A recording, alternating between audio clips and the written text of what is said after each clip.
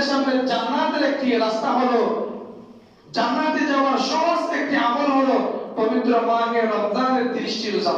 পবিত্র মাহে রমজানের কয়টি রোজা? 30টি রোজা। সাহাবায়ে কেরামগণ জীবন বাজি রেখে যুদ্ধ করে শত্রুদের সামনে ইসলামকে সফলতা এনে দিয়েছেন। আমরা ফুলের বিছানা ইসলাম পেয়েছি।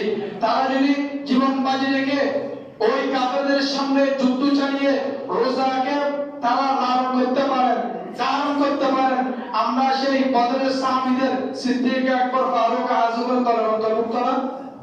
বলেন না আমরা তাদের উত্তরসূরি না? আমরা ফারুক আজমের দলের উত্তরসূরি না? সাইয়েদনা আলী রাদিয়াল্লাহু তাআলার দলের উত্তরসূরি না? আমরা কি রোজা ভাঙতে পারবো? কোন অজুহাত দিয়ে রোজা থেকে আমরা আমাদের পরিবারকে বিরত রাখতে পারবো? কোন সুযোগ আছে?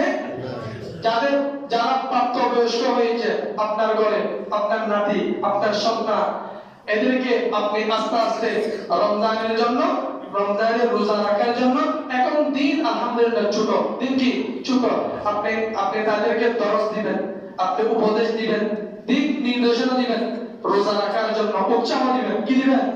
উৎসাহ দিবেন। নিজেও রোজা রাখবেন, নিজের পরিবার কোন অবস্থাতে একটা রোজা যেন ভাঙাও না হয়, এক ওয়াক্ত নামাজে যেন কাজা না হয়, এক ওয়াক্ত নামাজ যেন কি না হয়, কাজা না হয়। সেহরি খাবেন হালাল ইনকাম দিয়ে, ইফতারি খাবেন হালাল ইনকাম দিয়ে। কোন অপরাধমূলক ইনকাম, কোন পাপের টাকা যেন আপনার সেহরি ইফতার, আপনার দৈনন্দিন রমজানের জীবনে যেন আপনার জবান দিয়ে যেন আপনার পেটে না যায়। আমার কথা বুঝতে পেরেছেন? কোন হারাম খাবার যেন আল্লাহ আমাকে আপনাকে আমাদের গ্রহণ যেন করতে না হয়। ইনশাআল্লাহ বলুন না?